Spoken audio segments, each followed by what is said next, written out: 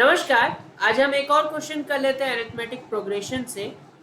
In a given AP if the pth term is q and the qth term is p, then so that the nth term is p plus q minus n।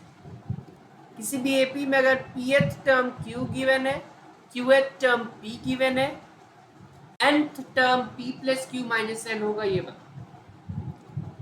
तो किसी भी AP में nth term का formula पता है, तो उससे हम pth टर्म भी निकाल सकते हैं, which will be a plus p minus 1 into D, और वो q के इक्वल गिवन है, इसको फर्स्ट इक्वेशन मान लो। सिमिलरली qth टर्म गिवन है, होता क्या है qth term a plus q minus 1 into D, और p के इक्वल गिवन है दूसरा इक्वेशन।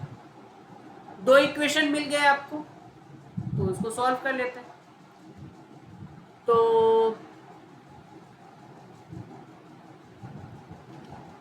हमें a और d निकालना है बेसिकली यहाँ पे, क्योंकि जो फाइनल एक्सप्रेशन है उसमें a और d नहीं, तो a और d निकालने की कोशिश। तो पहला इक्वेशन है a plus p minus 1 times d, दूसरा equation a plus q minus 1 times p। Subtract अगर कर दे इसे, तो a तो जाएगा p d minus Q D, तो इसको हम p minus Q times d लिख सकते हैं, ठीक है। और उसके अलावा ये माइनस डी ऊपर से और माइनस माइनस प्लस डी, तो वो तो कैंसिल ही हो जाएगा, बराबर q माइनस पी। ध्यान रहे ये जो माइनस साइन लिखा हुआ है ये इस ब्रैकेट पे अप्लाई होगा, तो minus Q plus 1 minus Q D plus D, ऐसा कुछ होगा, ठीक है।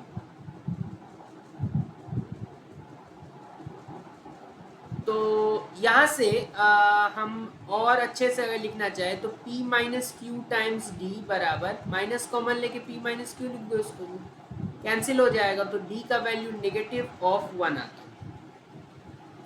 किसी भी इक्वेशन में रख दो,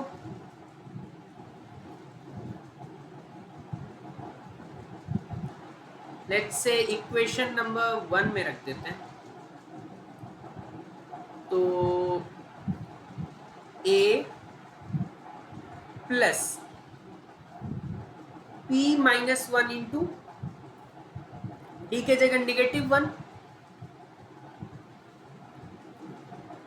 तो माइनस ऑफ p माइनस 1 बराबर q। तो a का वैल्यू निकालना है, तो a बराबर q प्लस p माइनस 1, क्योंकि ये माइनस p था उधर जाएगा प्लस p होगा, ये प्लस 1 था उधर जाएगा माइनस 1।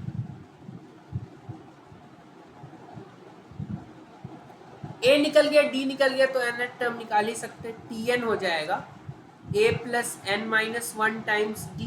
a और d का वैल्यू रख दो, a का वैल्यू है q प्लस p माइनस 1, और d का वैल्यू नेगेटिव 1 रखेंगे, तो ये नेगेटिव ऑफ n माइनस 1 हो जाएगा।